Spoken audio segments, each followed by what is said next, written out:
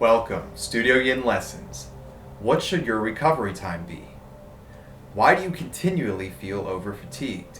Let's talk about recovery, but first, let's discuss what not to do. Recently, I saw an instructor post on a workout video, stop when fatigued, with regards to a particular exercise movement. Well, that's pretty general advice. It's relatively vague. Second of all, it's a double negative, so that can get kind of confusing. And also, you're already stopping when fatigued. Your body naturally responds with fatigue until the aerobic, anabolic, and anaerobic energy systems once again harmonize with one another, and you have recovered. For example, this is often mentioned by Coach Joel Jamieson, who also implements a recovery-oriented approach to training.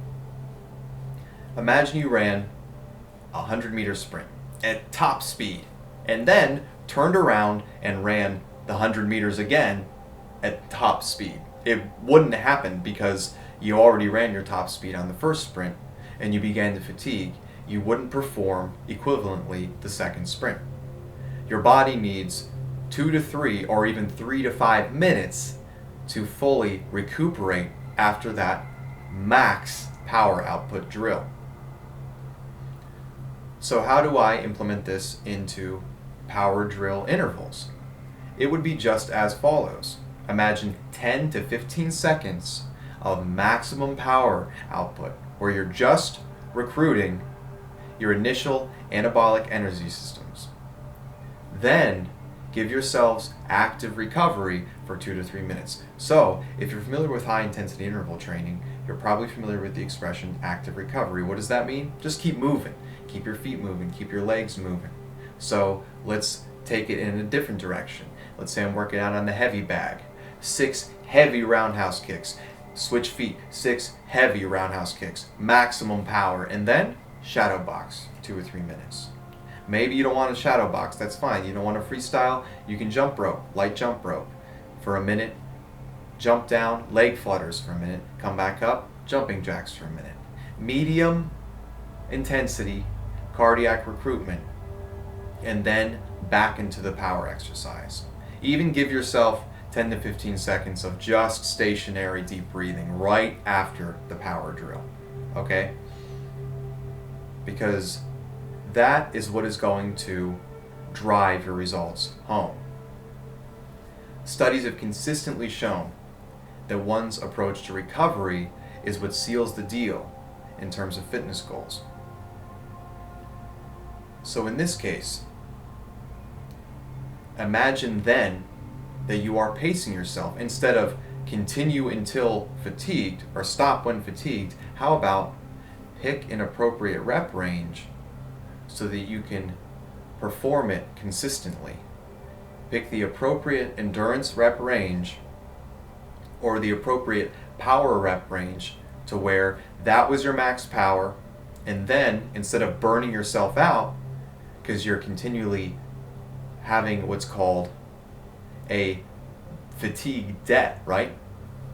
Where you're going back into the drill before you even recovered from the last one 2 or 3 times, now you go for 4 to 5 or more sets. And then back into those roundhouse kicks. 10 to 15 seconds, then shadow box, or like we were talking about.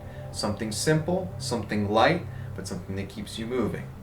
Which brings me to my next point. Not only during the course of your day's activity do you have to implement recovery, but throughout the course of the week in your program, you should implement 2 or 3 recovery days where the objective overall is specifically recovery. It isn't necessarily how high of intensity you work out on those high intensity days that drive the results home. It's, are you able to sustain and solidify those gains, sealing the deal with recovery. Because this is more so about what? Longer lasting results. Instead of burning yourself out real quick on a fad and realizing, I can't go to 5 HIIT workouts in a week. You're going to find that out, and you're going to find that out quick, and then you're going to probably start hating HIIT workouts.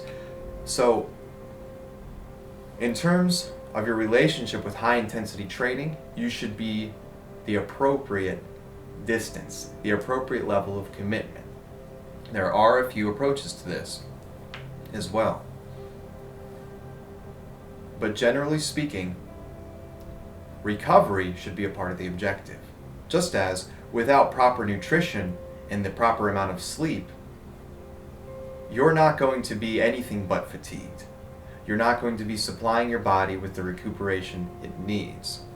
Think of, in the savannah, the fastest moving animals on the planet, right? The cheetah. Even lions, they move incredibly fast. Even gazelles, they can run up to 60 miles an hour. But are they running continuously at top speed? Most of the time, the lions are just lounging around. The gazelles are grazing. They have to recuperate. And then their moment of triumph is a relatively quick burst of energy in comparison to how much time they spend in recovery. The same goes for you and me. We are just biological beings too. Unlike the lion, we're primarily plant-based. More on that as well when we talk about nutrition and its relation to your recovery. So keep in mind, a few days a week, that's 2 or 3 days a week, you should specifically have the objective in your head. I'm going in there to recover from yesterday, the high intensity day, okay? Just as on the high intensity day, after the exercise, you have a recovery routine in which you have some deep breathing exercises, restorative stretches, bring your heart rate back down, bring your stress levels back down. On an autonomic nervous level, on an organic level, you've been recruiting a lot of your sympathetic nervous response and your autonomic nervous system. So now it's up to you to tap into your parasympathetic nervous response. Breathe, meditate even. Press out, roll out your muscles. Practice hydro massage. Restorative stretches, deep breathing. On your recovery day as well, at the close of the exercise routine. But during your recovery routine, I like to call it my shadow workout, because you know the expression, a shadow of one's former self? Well, the day before, let's say, was the high intensity day. So I recover by mimicking a much, much lighter version of some of those movements. Less plyometric, lower heart rate ranges, 100 to 120 beats per minute-ish, you know? Instead of sprints or fast jogging on the treadmill, just going to be an uphill hike. Should do the trick, right? As well as full body engagement. Engaging muscle groups throughout your whole body, potentially your core, some planks or some low planks, right? Isometric holds as well. Yoga practice can be incredibly beneficial, specifically as your recovery routine the day after high intensity. Because whatever you do on your recovery day, don't do nothing. Remember to send that circulation out to your body so that the mitochondria on a cellular level are telling your body and your tissues it's time to repair from yesterday so that we are actually stronger. Progressive overload doesn't mean progressively pushing yourself into further fatigue. So as you can see, recovery is the yin to the yang of high intensity.